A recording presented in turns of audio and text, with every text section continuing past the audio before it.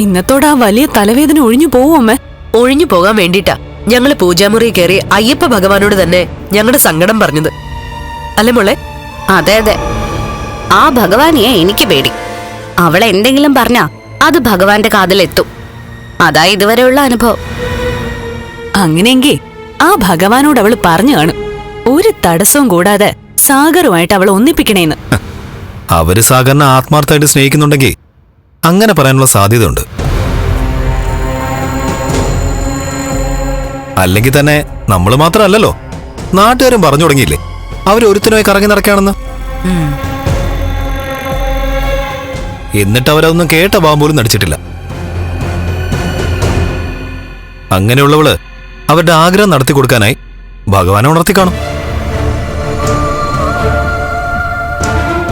കല്യാണം കഴിഞ്ഞ ഒരു പെണ്ണിന് സമ്പത്തൊക്കെ ആവശ്യ, എന്നാൽ അതിലും വലിയ സമ്പത്താണ് ഒരു കുഞ്ഞ്. അത് കിട്ടില്ല എന്ന് ഉറപ്പായതോടെ അവര് കണ്ണച്ചാറിന്റെ താലി അഴിച്ചു മാറ്റിയിട്ട് സാഗറിനെ കൊണ്ട് ആ കഴുത്തിൽ ഒരു താലി അണിയിച്ചോന്ന് കുറച്ച് സമയത്തിനുള്ളിൽ തന്നെ നമുക്കറിയാൻ പറ്റും. മിക്കവാറും അവന്റെ താലി കഴുത്തിലിട്ടോണ്ട് അവനും അവള് നിൽക്കുന്ന ഫോട്ടോ കണ്ണച്ചാറിന്റെ മൊബൈലിൽ തന്നെ അവൾ അയച്ചു കൊടുക്കും.